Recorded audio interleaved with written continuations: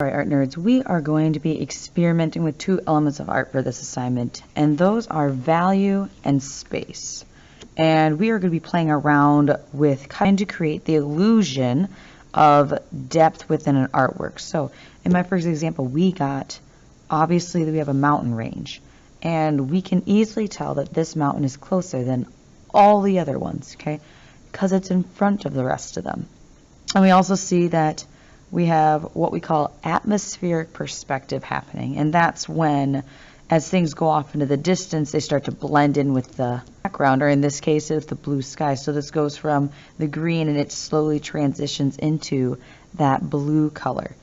Now we have space by overlapping things. We have space because this is furthest down, this is bigger, all those different elements that play a role in creating the illusion of space.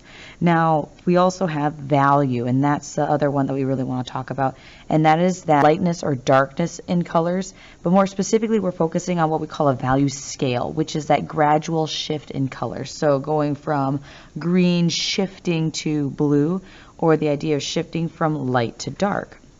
Now, I have a couple other examples I want to share with you where we are using value in the background, transitioning from one to another, going from light to dark, and then using additional colors to create that illusion of space by layering things and having a different color so it stands out. We also have use of value to create the illusion that things are going downwards, so the further that it goes deep into this pond, it gets to be that closer and closer to that dark blue and almost black. Okay, leading your eyes to that fish that's hiding at the bottom, nice and bright so you can see it. Okay, so we have space, it looks like we're going downward. We also have that value, that shift in color. So value scale versus just value. Then we also have this last one where it looks like our force is kind of going off into the distance, and that's just because of the different layers that are stacked upon each other getting darker and darker and darker as they get further away. So I have my plan. Okay, so this is my idea that I would like to complete, and I wanted to do an octopus that looks like it's like sitting at the bottom of the ocean, or maybe it's on the beach and then that's the ocean in the background, however you want to interpret it. But I thought that'd be really fun, so I picked out colors that kind of matched my idea. Okay, and when you work with this, you probably want to have about 5, maybe even 6 colors. If you have 7, works out just fine. And you want at least some part of that collection, 3 or more, that have that value scale going from light to dark or transitioning from one color to another. And then I added this for sand, and I added this for my actual octopus. Okay, so now we're going to kind of put together these layers, and this takes a little bit of planning and a little bit of time. Okay, I already have my octopus drawn up because that was going to take a very long time. And I'm going to get that cut out, and then I'm going to walk you through how to get the rest of the layers to make it look kind of realistic. So let's go.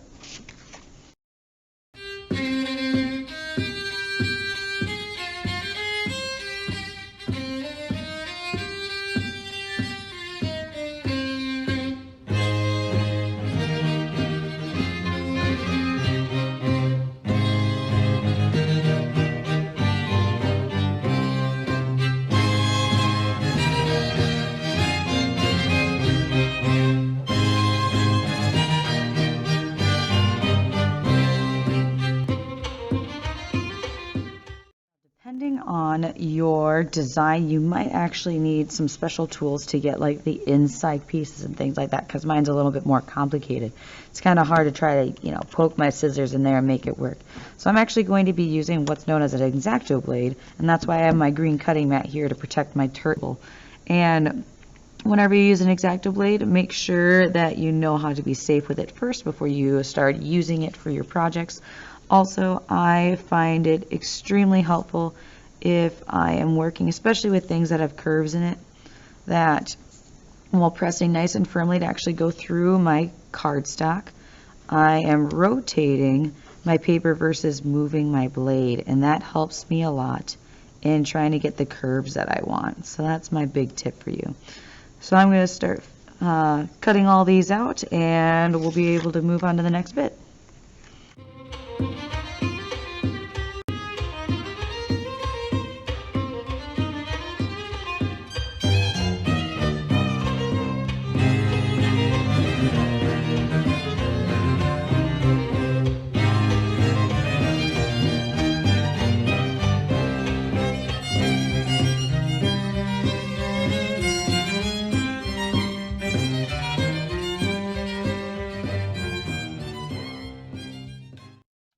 So I have my octopus cut out, and I actually think I might flip it over because I don't want to go back and I didn't quite get all the lines in there. If you look really close, you can see my pencil lines. So instead of erasing them all, I'm actually going to just flip this over because it also looks really nice with how I cut it out. So I'm going to leave it just like this. So my plan is just a little bit flipped, but it'll work out just fine. So how this kind of works is you are going to be layering a bunch of pieces of paper, and it starts with the back, okay? So the furthest color back. And so what that kind of looks like, recall some of my examples. The furthest thing back, that's the color of the back of the artwork. The furthest thing back, okay, that's the color of the back of it. So it ends up being the base for your actual piece. Okay, so I'm going to start here at the back, and I'm going to go layer by layer and adding more to it. So adding it one by one and altering it so then it's gets like that wave for like the ocean. But what I really do want to emphasize is that if you look on the side of here, notice how many layers of paper are here and how thin it is right here, okay? You're not cutting it out so then like it fits like a puzzle piece where I have this black paper piece and then I have to cut out my purple piece just so it fits perfectly. No, I actually just need to cut out this line across the top, and then my paper continues down to the bottom, okay? So that makes it a whole lot easier trying to put this together. You just have to worry about this top edge, the top edge, the top edge with every piece that you're adding, because they just stack on top of each other and you would hide wherever the seam would end up being. So it makes it look a lot cleaner at the end. So I am going to start sketching out my waves and things like that and then start gluing them down.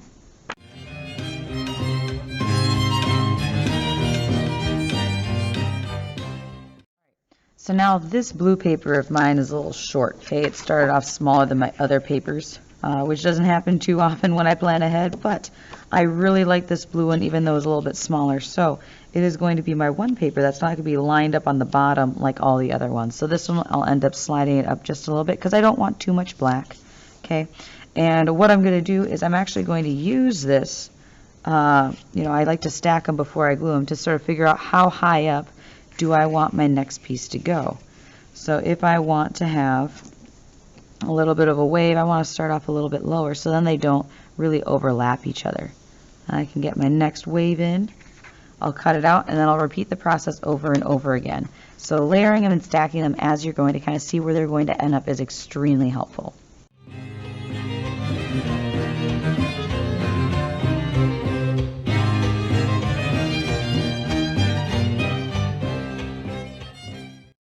Alright, so this last piece where it's my sand, I want to plan it out carefully. Since I did cut out the eyes of my octopus, do I want them to be this blue color or do I want them to be this sand color? And since I want them to be more of that blue color so then I can tell the difference between that area and this area down here, I'm making some extra marks to make sure I don't go any higher than that when I cut out this part of my project. So I'm actually going to just kind of make it nice gentle waves. Nice smooth sandy base. Alright, so I'm going to have all my layers cut, and as you see, as they're kind of stacked, I get like a big, kind of like a big idea of what it's going to look like when I have this all put together. So I got what I wanted. I got my cool sand. I have my blue eyes on my octopus. Okay, oops, forgot that I flipped it upside down. Hey, but it still worked. Now, if I had issues with flipping it over and I had like one brown eye and one blue eye, I would also flip this piece over because that's what I measured it to. So, little tip in case you make that same mistake I just did. Anyway, so now I'm going to start gluing it all together, layer by layer, starting with the one that's furthest back.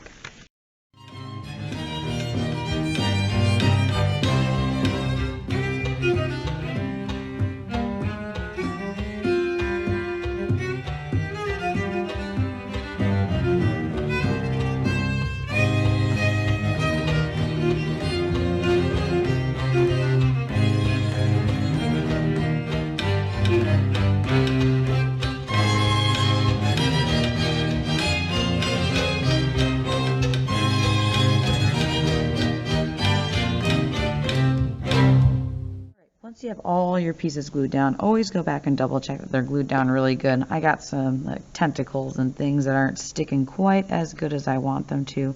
So it does not hurt to go back and just make sure everything's stuck down really nice. And also, if you flip it over, you notice how like some of it's not quite lined up. You can either very carefully take a scissors and trim it to your back piece. Always trim to whatever piece you have on the back. That'll help make sure it stays nice and square. Otherwise, using paper cutter can be exceptionally helpful in getting it back to the size that you want if it's not quite as lined up as you would like. Okay. Now, the last thing you really need to do is you need to make sure you put your name on it. All right. Beautiful. Okay.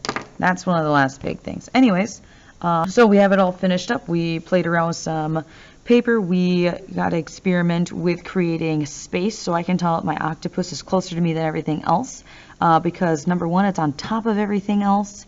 And I can see that. I can actually see it because of how I put this project together, because I stacked the paper.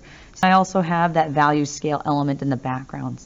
So having fun playing with it. My plan was exceptionally helpful in me figuring out what colors I wanted and also how I want things to kind of look at the end, and I could test it out ahead of time, which was super helpful. Anyways, I hope that you have fun with this project and check out my other videos.